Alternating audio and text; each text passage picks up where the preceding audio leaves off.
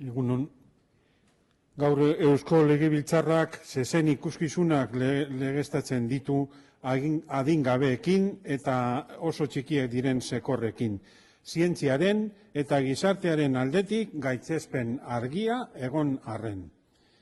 Elkarte animalistek salatzen dugu lege berriak EAJ-PNV eta PSren ekimenez, 8 eta 16 urte bitarteko adingabeekin eta 6 eta 18 hilabete bitarteko bigantzekin egiten diren zezenketak legeztatzen dituela.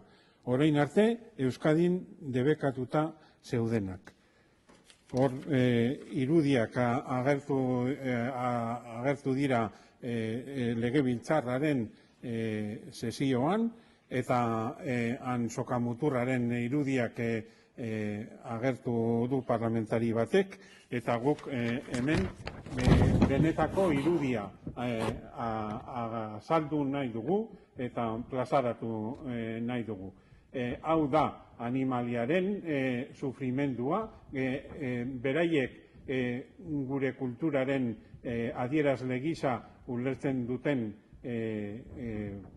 festejo hau, eta guk esaten dugu hau animaliekiko tratu txarra eragitea dela, hau ez dela gure kultura, hau ez da euskal kultura, eta hau desagertu behar da, aurrera egin behar dugulako. Legearen testua okerrera egin duela bere tramitazio guztian, funtsezko bermeak desagertu egin dira, hala nola albaitari baten derrigorrezko presentzia, edo guraso eta tutoreen idatzizko baimena.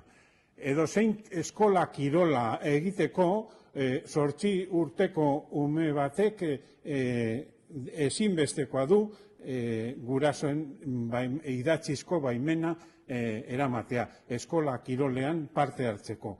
Eta hemen inolako baimenik gabe, hori adin nagusia den pertsona batekin joan da, parte hartu izango dute animaliai tratu txarra eragiteko ikuskizun hauetan. Horren aurrean, elkarte animalistek zera esaten dugu.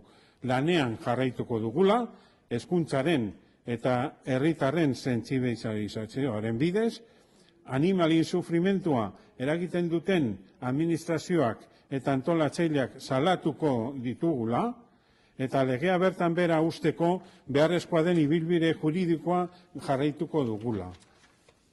Maitzeko esango dugu, lege batek ikuskizun hauek baimendu ditzake, baina ezin du gizartea onartzera behartu. Hezitzaile etikoa eta beharrezkoa ez delako. Lanean jarraituko dugu, gero eta jende gehiagok ulertzeko animali hauek sufritzen dutena, eta gure jaiak animaliekiko tratu txarretatik libre gera daitezen. Mila esker.